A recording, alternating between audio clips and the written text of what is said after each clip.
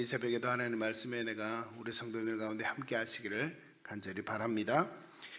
어느 날 한 아버지가 아들에게 말했습니다. 아들아, 오늘은 학교 끝나고 집에 오지 말고 할머니 댁에 들러서 장을 봐드리고 오면 좋겠구나. 그렇게 이야기합니다. 이 말을 들은 아들은 속으로 불만이 가득했습니다.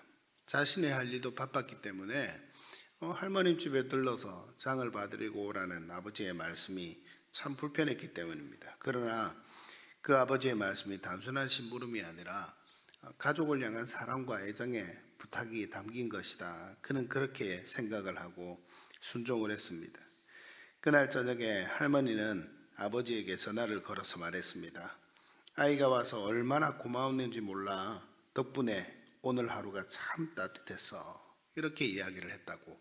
그리고 저녁에 집에 갔을 때 아들이 할머니로부터 그 전화를 받았다는 아버지의 이야기를 듣습니다.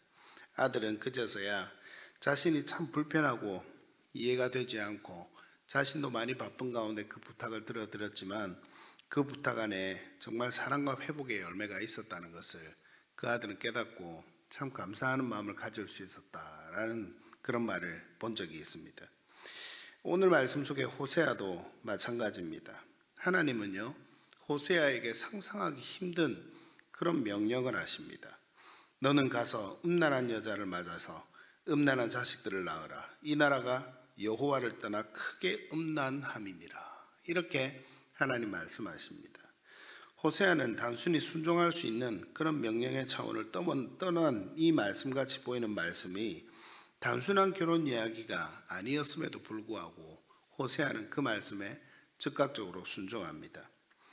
이 말씀은 단순한 결혼 이야기가 아니라 하나님과 이스라엘 사이의 관계를 보여주는 상징적인 행위를 지금 선지자에게 요청하는 것임을 우리는 말씀을 통해서 잘 추측할 수 있고 실제로도 그랬습니다.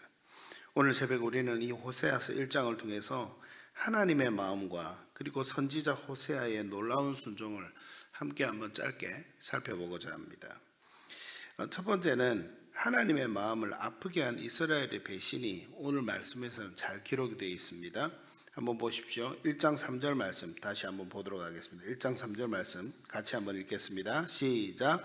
이에 그가 가서 디블라임의 딸 고멜을 맞이하였더니 고멜이 임신하여 아들을 낳으매. 고멜은 누구를 상징합니까? 이스라엘을 상징합니다. 그리고 겉으로는 하나님을 믿는다고 하지만 실제로는 우상 숭배와 세속에 빠져 있는 모습이 바로 이스라엘의 모습이었습니다. 고멜은 그 자신이 그걸 잘 상징합니다. 그리고 호세아와 고멜 사이에서 세 자녀가 태어났다. 이렇게 말씀을 기록합니다. 1장 3절 말씀에 이제 첫째가 태어나는 말씀을 봅니다. 4절 말씀에 보면 그를 이스라엘이라 하라. 그 이스라엘의 의미는 이스라엘의 피를 예후의 집에 갚으며 이스라엘 족속의 나라를 폐할 것입니다. 이런 의미를 가지고 있다라고 이야기합니다. 1장 6절에 보면 둘째 딸 로루아마를 낳습니다. 근데 그 둘째 딸의 이름의 뜻은 이스라엘 족속을 긍휼히 여겨서 용서하지 않을 것입니다. 이런 의미를 담고 있습니다. 그리고 셋째는 아들을 낳습니다. 1장 9절에 보니 그의 이름을 로암미라 하라. 그렇게 말씀하면서 이 뜻이 너희는 내 백성이 아니요 나는 너희 하나님이 되지 아니할 것임이니라. 이런 의미를 담고 있는 이름을 셋째 아들의 이름으로 주었다라는 것입니다. 이 이름들은 우리가 지금 말씀을 보면서 잘 생각할 수 있듯이 단순한 이름이 아니었습니다. 이 이름들은요, 하나님의 상처받은 마음을 담고 있다라는 겁니다. 이스라엘은 하나님이 선택하셨습니다. 이스라엘은 하나님이 그들을 사랑하시고 그들을 택하셨고 그래서 그들을 위해서 놀라운 구원의 은혜를 베푸시고 또 그들을 위해서 많은 기적과 많은 일들을 행하면서 너희는 내 백성이다. 너희는 내 자녀다. 너희는 선택받은 나의 백성들이다.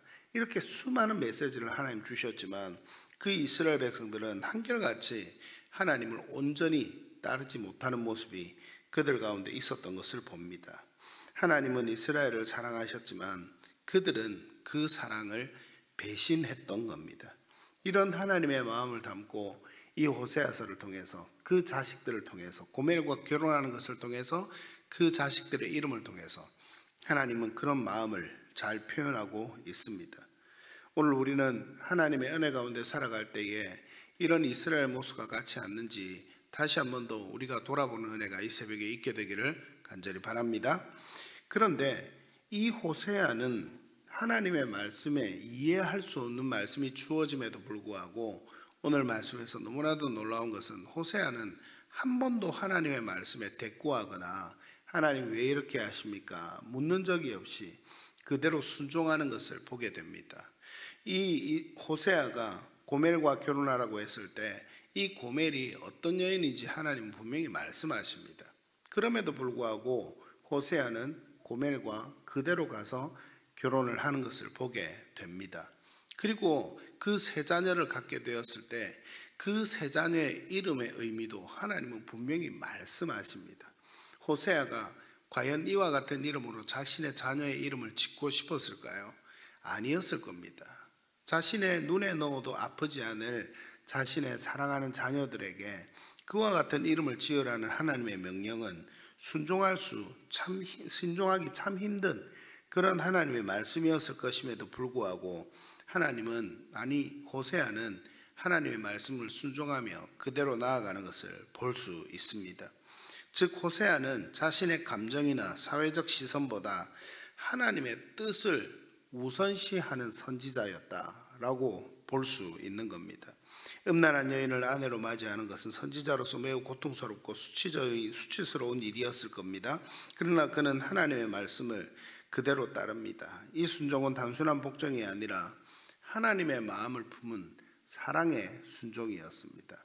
아마도 호세아가 하나님의 말씀에 순종할 수 있었던 이유는 그가 하나님의 마음을 어느 정도는 이해하고 있었다라고 보는 것이 바람직하지 않겠습니까?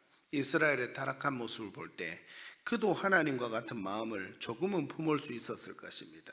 그래서 하나님이 고멜과 결혼하라, 세 자녀의 이름을 이렇게 지으라고 할 때 호세아는 어렴풋이나마 하나님의 뜻을 이해하고 있었을 것입니다. 그래서 순종합니다. 하나님의 마음을 품은 사랑의 순종을 한다라는 이야기입니다. 호세아는 하나님께서 이스라엘을 향해 품으신 아픈 사랑, 인내의 사랑, 회복을 향한 사랑을 자신의 삶으로 나타냅니다. 우리는 때로는 이해할 수 없는 하나님의 뜻 앞에 서게 됩니다. 그럴 때 우리는 호세아와 같은 마음이 필요하지 않겠습니까?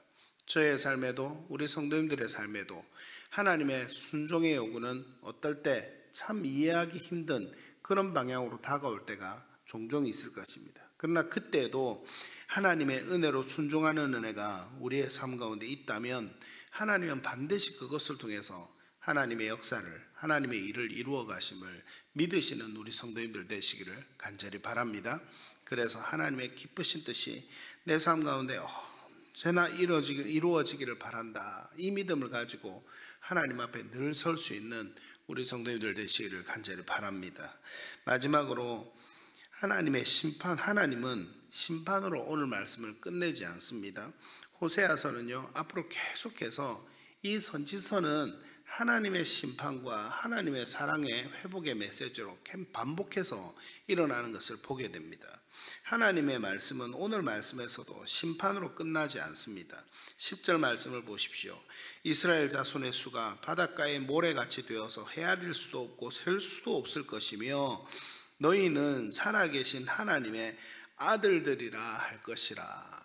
이렇게 하나님께서 회복시켜 주시겠다는 말씀이죠. 이 얼마나 놀라운 반전입니까? 그리고 로암미였던 자들이 이제 암미가 될 거다, 이렇게 말씀합니다. 그리고 로루하마라 했던 자들이 또 뭐가 된다고요? 루하마가 될 것이다, 이렇게 이야기합니다. 즉 반대말이죠.